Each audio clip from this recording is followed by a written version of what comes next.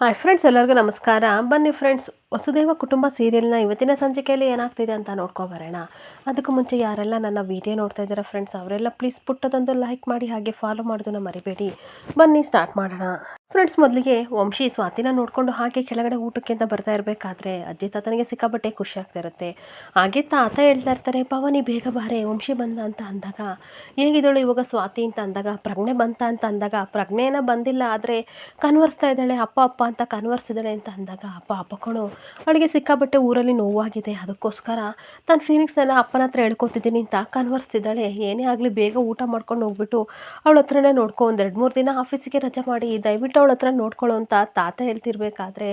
ಅಷ್ಟೊತ್ತಿಗೆ ಅಜ್ಜಿ ಹೇಳ್ತಾ ಇರ್ತಾರೆ, ಉಕ್ಕೊಂಡು ಬೇಗ ಬೇಗ ಊಟ ಮಾಡಿ ಹೋಗು ಅಂತಾಗ ಮತ್ತೆ ತಾತ ಹೇಳ್ತಾ ಇರ್ತಾರೆ, ಭವಾನಿ ದೇವ್ರ ಮನೆಯಲ್ಲಿ ಕುಂಕುಮ ಇದೆಯಲ್ಲ ಅದನ್ನು ಕೊಡು, ಸ್ವಲ್ಪ ಹಣೆಗಿಡ್ಲಿ ಹೋಗಿ ವಂಶಿ ಅಂತ ಅನ್ಬೇಕಾದ್ರೆ, ತೊಗೊಬರಕ್ಕೆ ಅಂತ ಹೋಗ್ತಾ ಇರ್ಬೇಕಾದಳು ವಂಶಿನ ನೋಡಿಬಿಟ್ಟು, ಏನಾಯಿತು ಟೆನ್ಷನ್ ಮಾಡ್ಕೋತಿದ್ಯಾ ಅಂತ ಕೇಳಬೇಕಾದ್ರೆ, ಒಂದು ಇಂಪಾರ್ಟೆಂಟ್ ಮೀಟಿಂಗ್ ಇತ್ತು, ಅದನ್ನು ನಾನು ಅಟೆಂಡ್ ಮಾಡೋದೇ ಮರೆತುಬಿಟ್ಟೆ, ಎಲ್ಲ ನಿನ್ನಿಂದಲೇ ಆಗಿದ್ದು ಭವಾನಿ, ನಾನು ಎಷ್ಟು ಹೇಳಿದೆ ಬೇಗ ಬೇಗ ಹೊರಡಿ ಅಂತ, ಇದಕ್ಕೆಷ್ಟು ನಾನು ಪ್ರಿಪೇರ್ ಆಗಿದೆ ನಿನಗೆ ಗೊತ್ತಾ, ಇವಾಗ ನೋಡು ಮೀಟಿಂಗ್ ಎಲ್ಲ ಕ್ಯಾನ್ಸಲ್ ಆಯಿತು ಅಂತ ಕೂಗಾಡ್ತಿರ್ಬೇಕಾದ್ರೆ, ಅಷ್ಟೊತ್ತಿಗೆ ತನ್ನ ಫ್ರೆಂಡು ಅಜಯ್ ಬರ್ತಾನೆ. ಈ ಮೀಟಿಂಗ್ ನಿಜವಾಗ್ಲೂ ಮಿಸ್ ಆಗಿಲ್ಲ ಬ್ರೋ ಅಂತ ಅಂದಾಗ ಎಲ್ಲರಿಗೂ ಸಿಕ್ಕಾಬಟ್ಟೆ ಆಶ್ಚರ್ಯ ಆಗಿ ಡೋರ್ ಕಡೆ ನೋಡ್ತಿರ್ಬೇಕಾದ್ರೆ ಅಜಯ್ ಬರ್ತಾನೆ. ಅಜಯ್ನ ನೋಡಿ ಸಿಕ್ಕಾಬಟ್ಟೆ ಖುಷಿಯಾಗಿ ಅಜ್ಜಿ ತಾತ ಹಾಗೆ ವಂಶಿ ಸಿಕ್ಕಾಬಟ್ಟೆ ಖುಷಿಯಿಂದ ಅಜಯ್ನ ವೆಲ್ಕಮ್ ಮಾಡ್ಕೋತಾ ಇರ್ತಾರೆ. ಹಾಗೆ ಇನ್ನೊಂದು ಕಡೆ ಕುಮಾರ ಗೀತೆ ಹೇಳಿದ ಮಾತೆಲ್ಲನೂ ಸಹ ನೆನ್ಪು ಮಾಡ್ಕೋತಾ ಇರ್ತಾನೆ. ಏನೇ ಆಗಲಿ ಸ್ವಾತಿ ಇರೋ ಥರ ಮನೆ ಕಟ್ಟಬೇಕು, ಹಾಗೆ ಲೆಕ್ಕ ಇಲ್ದಷ್ಟು ದುಡ್ಡನ್ನ ಖರ್ಚು ಮಾಡಬೇಕು, ಕಾರು ಬಂಗ್ಲೆ ಪ್ರತಿಯೊಂದನ್ನು ತೊಗೋಬೇಕು ಅಂತ ಅಂತಿದ್ದಾಳಲ್ಲ, ಯಾವ ರೀತಿ ಇವಳ ಆಸೆನ ಈಡೇರಿಸೋದು ಅಂತ ಯೋಚನೆ ಮಾಡ್ತಿರ್ಬೇಕಾದ್ರೆ ಗೀತಾ ಬರ್ತಾಳೆ. ಅಲ್ಲ ಮಾವ, ಅಲ್ಲೆಲ್ಲ ಹುಡ್ಕಾಡ್ತಿದ್ದೆ, ಇಲ್ಲಿದ್ದೀರಾ, ಏನು ಯೋಚನೆ ಮಾಡ್ತಿದ್ದೀರಾ ಅಂತ ಅಂದಾಗ, ಏನಿಲ್ಲ ಗೀತಾ, ನೀನು ನೋಡಿದರೆ ಆ ರೀತಿ ಮನೆ ಕಟ್ಟಬೇಕು, ಕಾರ್ ತೊಗೋಬೇಕು ಅಂತ ಎಲ್ಲ ಯೋಚನೆ ಮಾಡ್ತಿದ್ದಲ್ಲ, ಹೆಂಡತಿ ಆಸೆನ ನನಗೆ ಯಾವ ರೀತಿ ಈಡೇರಿಸ್ಬೋದು ಅಂತ ಯೋಚನೆ ಮಾಡ್ತಿದ್ದೆ ಅಂತ ಅಂದಾಗ, ಅಷ್ಟೇ ತಾನೇ, ಅದಕ್ಕೆಲ್ಲ ತುಂಬ ಟೈಮ್ ಇದೆ, ನೀವು ತಲೆ ಕೆಡಿಸ್ಕೋಬೇಡಿ, ಈಗೊಂದು ಕೆಲಸ ಮಾಡೋಣ, ಆ ರೀತಿ ನಾನೊಂದು ಐಡಿಯಾ ಹೇಳ್ತೀನಿ, ಆ ರೀತಿ ಮಾಡೋಣ ಅಂತ ಅಂದಾಗ, ಕೆಲಸ ಹುಡ್ಕೋದು ಕಷ್ಟ, ಯಾವ ರೀತಿ ಮಾಡೋದು, ಏನು ಐಡಿಯಾ ಕೊಡು ಅಂತ ಅಂದಾಗ, ನಾನು ಎಲ್ಲ ಗೌರ್ಮೆಂಟ್ ಫ್ಯಾಕ್ಟ್ರಿ ಫೋನ್ ನಂಬರ್ನ ಕಲೆಕ್ಟ್ ಮಾಡಿದ್ದೀನಿ, ಒಂದೊಂದಾಗಿ ನಾವು ಫೋನ್ ಮಾಡ್ಕೊಂಡು ಹೋಗೋಣ, ಕೆಲಸ ಇದೆಯಾ ಅಂತ ವಿಚಾರಿಸೋಣ ಮಾವ, ಇದ್ರೆ ಹ್ಞೂ ಅಂತ ಅಂತಾರೆ, ಇಲ್ಲ ಅಂದರೆ ಇಲ್ಲ ಅಂತ ಅಂತಾರೆ ಅಂತ ಅಂದಾಗ, ಅದೆಲ್ಲ ಹಿಂಸೆ ಆಗುತ್ತೆ ಅಂತ ಅಂದಾಗ, ಏನಾಗಲ್ಲ ಟ್ರೈ ಮಾಡೋಣ ಅಂತ ಅಂದ್ಬಿಟ್ಟು ಎಲ್ಲ ಫ್ಯಾಕ್ಟ್ರಿ ನಂಬರ್ಗೆ ಕಾಲ್ ಮಾಡ್ತಿರ್ಬೇಕಾದ್ರೆ, ಯಾರು ಸಹ ನಮ್ಮ ಫ್ಯಾಕ್ಟ್ರಿಲಿ ಕೆಲಸ ಇಲ್ಲ ಅಂತ ಹೇಳ್ತಾ ಇರ್ತಾರೆ. ಆಗ ಸಿಕ್ಕಾಬಟ್ಟೆ ಬೇಜಾರಿಂದ, ಏನು ಮಾವ ಈ ರೀತಿ ಆಯ್ತಲ್ಲ,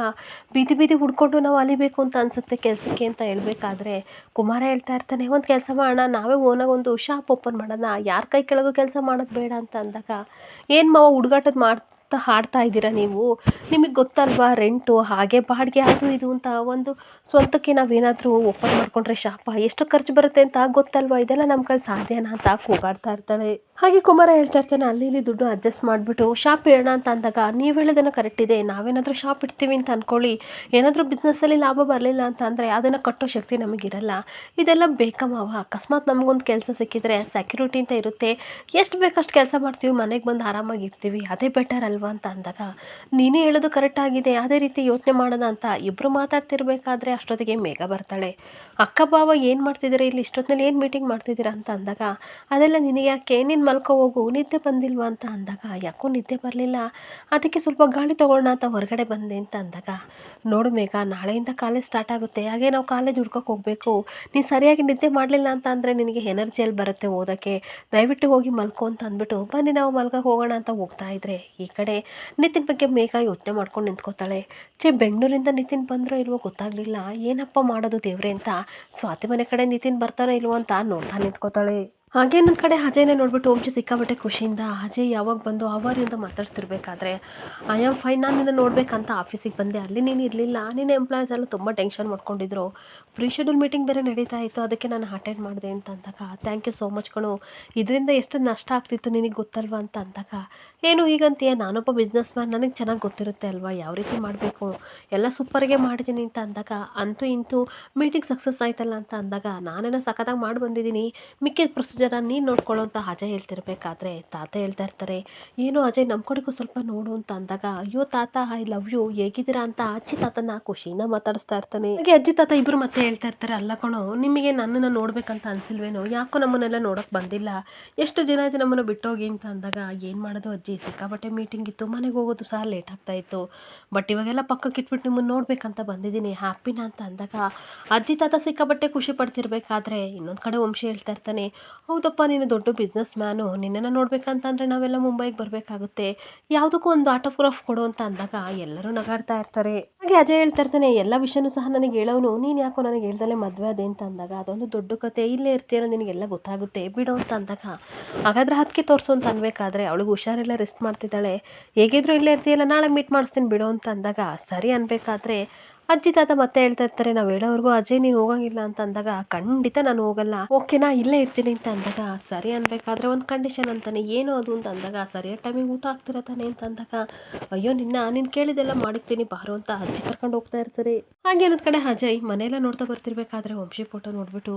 ಏನು ವಂಶಿ ಬ್ರೋ ಸಿಕ್ಕಾಪಟ್ಟೆ ಎತ್ತರಕ್ಕೆ ಬೆಳೆದಿದೆಯಂತೆ, ಬಿಸ್ನೆಸ್ಸಲ್ಲಿ ನಂಬರ್ 1 ಆಗಿದೆಯಂತೆ, ಹಾಗೆ ಸಿಕ್ಕಾಪಟ್ಟೆ ಆಸ್ತಿನೂ ಸಹ ಮಾಡಿದೆಯಂತೆ ನೀನು ಅಂತ ಹೇಳ್ಕೊಂಡು ಅವ್ನ ಫೋಟೋ ನೋಡ್ಕೊಂಡು ನಗಾಡ್ತಾ ಇರ್ತಾನೆ. ಇನ್ನೊಂದ್ ಕಡೆ ಮನೇಲಿ ಪಶುಪತಿ ಕೂಲಾಗಿ ಕುತ್ಕೊಂಡು ಪೇಪರ್ ಓದ್ತಿರ್ಬೇಕಾದ್ರೆ ಸಿಕ್ಕಾಪಟ್ಟೆ ಕೋಪ ಮಾಡ್ಕೊಂಡು ರಾಧಿಕಾ ಬರ್ತಾಳೆ. ಪಶುಪತಿನ ನೋಡಿ ಕೈಯಲ್ಲಿರೋ ಪೇಪರ್ನ ಕಿತ್ತೆಸ್ದು ನನ್ನ ಮನೆ ನೆಮ್ಮದಿ ಹಾಳು ಮಾಡಿ ಕೂಲಾಗಿ ಕುತ್ಕೊಂಡು ಇಲ್ಲಿ ಪೇಪರ್ ಓದ್ತಿದ್ಯಾ ಅಂತ ಅನ್ಬೇಕಾದ್ರೆ, ಅಂಥದ್ದೇನಾಯ್ತು ಅತ್ತೆ ಅಂತ ರಾಗಿಣಿ ಕೇಳಬೇಕಾದ್ರೆ,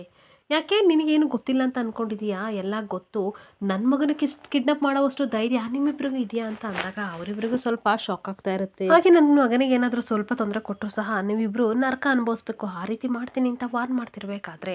ಅಷ್ಟೊತ್ತಿಗೆ ಪಶುಪತಿ ಹೆಂಡತಿ ಬಂದ್ಬಿಟ್ಟು, ರಾಧಿಕಾ ಏನಾಯ್ತಮ್ಮ ಅಂತ ಅಂದಾಗ, ನನ್ನನ್ನೇನು ಕೇಳ್ತೀರಾ, ನಿಮ್ಮ ಮಗಳನ್ನ ನಿಮ್ಮ ಗಂಡನ ಕೇಳಿ ಅಂತ ಉಗಿತಾ ಇರ್ತಾಳೆ. ಹಾಗೆ ರಾಧಿಕಾ ಮತ್ತೆ ಸಿಕ್ಕಾಪಟ್ಟೆ ಕೋಪ ಮಾಡ್ಕೊಂಡು, ನನ್ನ ಮಗನ ನೀನು ಕಿಡ್ನಾಪ್ ಮಾಡಿದೆಯಲ್ಲ, ನನ್ನ ಬಗ್ಗೆ ಸ್ವಲ್ಪನಾದರೂ ಯೋಚನೆ ಮಾಡಿದ್ಯಾ ಅಂತ ಅನ್ಬೇಕಾದ್ರೆ, ಯೋಚನೆ ಮಾಡಿರೋದಕ್ಕೆ ನಾನು ಈ ಕೆಲಸ ಮಾಡಿರೋದು,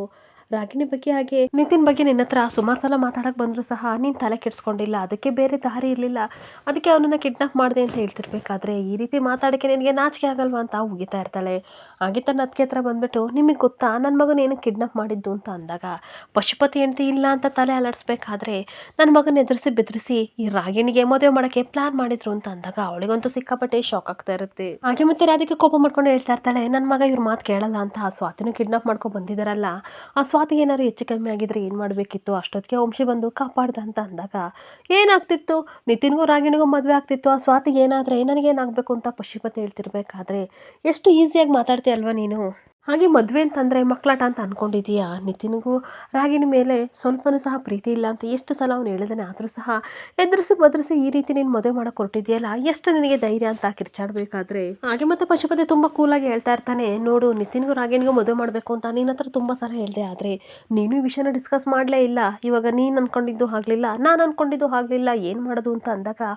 ಏನು ಮಾಡೋದು ಅಂತಂದರೆ ಇದು ನನ್ನ ಮತ್ತು ನನ್ನ ಮಗನ ಸಂಬಂಧದ ಪ್ರಶ್ನೆ, ಇವಾಗ ಅವನು ನನ್ನ ಮೇಲೆ ಕೋಪ ಮಾಡಿಕೊಂಡು ಆ ಸ್ವಾತಿನ ಕಾಪಾಡ್ತೀನಿ ಅಂತ ಅವನು ಬೆಂಗಳೂರಿಗೆ ಹೊರಟಿದ್ದಾನೆ ಅಂತ ಅಂದಾಗ ಇವರಿಬ್ಬರಿಗೂ ಸಿಕ್ಕಾಪಟ್ಟೆ ಶಾಕ್ ಆಗ್ತಿರುತ್ತೆ. ಮಾಡಿ ನನ್ನ ಮಗ ಊರಿಗೆ ಬರೋ ಹಾಗೆ ಮಾಡಿದ್ದೆ, ಇವಾಗ ನೀನು ಮಾಡಿರೋ ಪ್ಲಾನಿಂದ ನನ್ನ ಮಗ ನನ್ನನ್ನು ಬಿಟ್ಟು ಹೊರಟೋದ,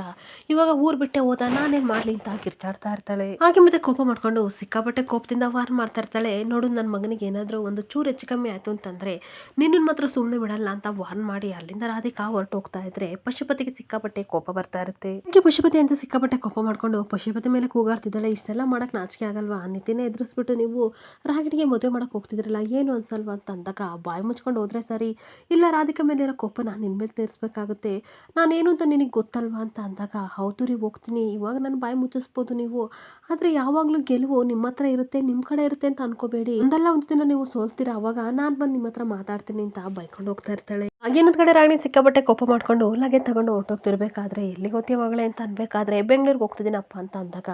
ಹೋಗ್ಬೇಡ, ಇವಾಗ ನಿಜವಾಗ್ಲೂ ನಿತಿನ್ಗೆ ಸ್ವಾತಿಗೆ ವಂಶಿಗೆ ನಿನ್ನ ಮೇಲೆ ಸಿಕ್ಕಾಪಟ್ಟೆ ಕೋಪ ಇದೆ ಅಂತ ಅಂದಾಗ, ಅದೇನಾರಾಗಲಿ ಅವ್ರು ಏನಾರು ಕೋಪ ಮಾಡ್ಕೊಳ್ಳಿ, ನಾನಂತೂ ಹೋಗಲೇಬೇಕು, ಸ್ವಾತಿನ ಕಾಪಾಡೋಕ್ಕೆ ನಿತಿನ್ ಹೋಗಿದ್ದಾನೆ ಅಂತ ಅಂದಮೇಲೆ ಅಲ್ಲಿ ಏನಾಗುತ್ತೋ ಗೊತ್ತಿಲ್ಲ, ಮೂವರು ಸೇರಿಕೊಂಡು ಏನು ಬೇಕಾದರೂ ನಮ್ಮನ್ನು ಮಾಡ್ಬೋದು, ಅದೇನೇ ಆಗಲಿ ಅದನ್ನೆಲ್ಲ ನಾನು ನೋಡ್ಕೋತೀನಿ, ನಿತಿನ್ ನನ್ನವನು, ನನಗೆ ಮಾತ್ರ ಬೇಕಾದವನು, ಅವನನ್ನು ಹೇಗಾದರೂ ಮಾಡಿ ಪಡ್ಕೊಂಡು ನಾನು ಮದುವೆ ಹಾಗೆ ಆಗ್ತೀನಿ, ನನ್ನನ್ನು ತಡಿಬೇಡಿ ಅಂತ ಅಲ್ಲಿಂದ ಕೋಪ ಮಾಡ್ಕೊಂಡು ಹೊರಟೋಗ್ತಾ ಇರ್ತಾಳೆ. ಹಾಗೆ ಇನ್ನೊಂದು ಕಡೆ ಮನಗಿದ್ದಳು ಸಡನ್ ಆಗಿ ಸ್ವಾತಿ ಎದ್ಬಿಟ್ಟು ಯೋಚನೆ ಮಾಡ್ತಾ ಇರ್ತಾಳೆ, ಕಿಡ್ನಾಪ್ ಮಾಡಿದ್ದೆಲ್ಲ ನೆನ್ಪು ಮಾಡ್ಕೊಂಡು ಕಣ್ಣೀರು ಹಾಕ್ತಾ ಇರ್ತಾಳೆ. ಹಾಗೆ ವಂಶಿ ಬಂದು ಕಾಪಾಡಿದ್ದೆಲ್ಲ ನೆನೆಸ್ಕೊಂಡು ತುಂಬ ಫೀಲಿಂಗ್ ಮಾಡಿಕೊಂಡು, ಅಲ್ಲ ವಂಶಿಯವ್ರು ಕರೆಕ್ಟಾಗಿ ಬಂದು ನನ್ನ ಕಾಪಾಡಿದ್ದಕ್ಕೆ ಸರಿ ಆಯಿತು, ಇಲ್ಲಾಂದರೆ ಆ ಪಶುಪತಿ ಏನು ಮಾಡ್ತಿದ್ನೋ ಸಾಯಿಸೋಕ್ಕೂ ಸಹ ಹಿಂದೆ ಮುಂದೆ ನೋಡ್ತಿರ್ಲಿಲ್ಲ, ಇಷ್ಟು ನನ್ನನ್ನು ಸೇಫಾಗಿ ಮನೆಗೆ ಕರ್ಕೊಬಂದಿದ್ದಾರೆ, ಇವ್ರಿಗೊಂದು ಥ್ಯಾಂಕ್ಸ್ ಹೇಳಲೇಬೇಕು ಅಂತ ಅಂದ್ಬಿಟ್ಟು ವಂಶಿನ ಹುಡ್ಕಾಡ್ತಾ ಇರ್ತಾಳೆ. ಎಲ್ಲೋ ಕಾಣ್ತಲೇ ಇದ್ಬೇಕಾದ್ರೆ ಎಲ್ಲೋ ಸ್ನಾನಕ್ಕೆ ಹೋಗಿದ್ದಾರೆ, ಅವ್ರು ಬರೋ ಅಷ್ಟಾಗ ಒಂದು ಒಳ್ಳೆ ಕಾಫಿನ ಮಾಡ್ಕೊಂಡು ತರಬೇಕು ಅಂತ ಖುಷಿಯಿಂದ ಹೋಗ್ತಾ ಇರ್ತಾಳೆ. ಹಾಗೆ ಇನ್ನೊಂದು ಕಡೆ ನಿತಿನು ತನ್ನ ಫ್ರೆಂಡ್ ಮನೇಲಿ ಉಳ್ಕೊಂಡು ಕಾಫಿ ಟೀ ಕುಡಿತಿರ್ಬೇಕಾದ್ರೆ, ಏನು ಮಗ ರೆಸಾರ್ಟಲ್ಲಿ ತುಂಬ ಎಂಜಾಯ್ ಮಾಡ್ಕೊಂಡಿದ್ದೆ, ಇವಾಗ ಈ ಮನೆ ನಿನಗೆ ಅಡ್ಜಸ್ಟ್ ಆಗುತ್ತೆ ಇಲ್ವೋ ಅಂತ ಅಂದಾಗ, ಏನು ಮಗ ನನ್ನ ಬಗ್ಗೆ ನೀನು ಇಷ್ಟೇನ ಅರ್ಥ ಮಾಡ್ಕೊಂಡಿರೋದು, ದೊಡ್ಡ ಮನೆ ಇದ್ರೆ ದೊಡ್ಡವರೆಲ್ಲ ಕಣೋ, ದೊಡ್ಡ ಮನಸ್ಸು ಇರಬೇಕು, ನಾನಿಲ್ಲಿ ಕಂಫರ್ಟಬಲ್ ಆಗಿದ್ದೀನಿ, ನಿನಗೇನು ತೊಂದರೆ ಇಲ್ಲ ತಾನೇ, ನನ್ನ ಬಗ್ಗೆ ಇಷ್ಟೇನ ಅರ್ಥ ಮಾಡ್ಕೊಂಡು ಮಾಡ್ಕೊಂಡಿದ್ದು ಅಂತ ಅಂದಾಗ, ಬೇಜಾರು ಮಾಡ್ಕೋಬೇಡ ಮಗ, ಕಾಫಿ ಕುಡಿ, ಹೇಗೆ ಮಾಡಿದ್ದೀನಿ ಅಂತ ಅಂದಾಗ, ತುಂಬ ಚೆನ್ನಾಗಿ ಮಾಡಿದ್ಯಾ ಕಣೋ ಅಂತ ಅಂದಾಗ, ಕಲಿಬೇಕಲ್ವ, ಅದಕ್ಕೆ ಕಲ್ತಿದ್ದೀನಿ, ತಿಂಡಿನೂ ನಾನು ಮಾಡಲೋ ಅಥವಾ ಹೋಟೆಲಲ್ಲಿ ತರಿಸ್ಕೊಡ್ಲೋ ಅಂತ ಅಂದಾಗ, ಹೇಗಾದರೂ ಮಾಡು ಮಗ, ನನಗೆ ಓಡಾಡೋಕ್ಕೆ ಎನರ್ಜಿ ಇಲ್ಲ, ಸ್ವಲ್ಪ ರೆಸ್ಟ್ ಮಾಡ್ತೀನಿ ಅಂತ ಅಂದಾಗ, ಏನೋ ಒಂದು ಹೇಳ್ತೀನಿ, ಬೇಜಾರು ಮಾಡ್ಕೋಬೇಡ ಮಗ, ಏನು ಗೊತ್ತಾ ಮಗ, ನೀನು ವಂಶಿ ಮನೇಲಿ ಇರ್ಬೋದಲ್ವಾ ಅಂತ ಅಂದಾಗ, ಇರ್ಬೋದು ಕಣೋ, ಆದರೆ ಏನು ಮಾಡಲಿ ಇವಾಗ, ವಂಶಿ ಮನೆ ಮಾತ್ರ ಅಲ್ಲ, ಅದು ಸ್ವಾತಿ ಮನೆ ಅಂತ ಅಂದಾಗ, ಸ್ವಾತಿ ಸಿಸ್ಟರ್ ಏನಾದರೂ ನೀನು ಇರಬೇಡ ಅಂತ ಹೇಳಿದಾರ ಮಗ ಅಂತ ಅಂದಾಗ, ಖಂಡಿತ ಅವರು ಯಾವತ್ತೂ ಆ ರೀತಿ ಮಾತಾಡಿಲ್ಲ. ಅವ್ರ ಗುಣ ಎಂಥದ್ದು ಅಂತ ನನಗೆ ತುಂಬ ಚೆನ್ನಾಗಿ ಗೊತ್ತು. ಅವ್ರಿಗೆ ಎಷ್ಟೇ ನೋವಾದರೂ ಸಹ ಅವರು ತೋರಿಸ್ಕೊಳ್ಳಲ್ಲ, ಅವ್ರನ್ನ ನಾವೇ ಅರ್ಥ ಮಾಡ್ಕೋಬೇಕು. ಅಂಥದ್ರಲ್ಲಿ ಅವ್ರು ನನ್ನನ್ನು ಯಾವತ್ತೂ ಆ ರೀತಿ ಅಂದಿಲ್ಲ. ನಾನು ದೂರನೇ ಇದ್ಕೊಂಡು ಪಶುಪತಿ ಅವರಿಗೆ ತೊಂದರೆ ಕೊಡ್ದಂಗೆ ನಾನು ಕಾಪಾಡಬೇಕು ಕಣ್ಲಾ. ಅವನು ಕೆಟ್ಟ ಹುಳ ಅಂತ ಅನ್ಬೇಕಾದ್ರೆ ಬೆಂಗಳೂರಿಗೆ ಎಲ್ಲಿ ಬರ್ತಾನೆ ಪಶುಪತಿ ಅಂತ ಅಂದಾಗ, ಕ್ರಿಮಿನಲ್ ನಂಬೋಕ್ಕಾಗಲ್ಲ.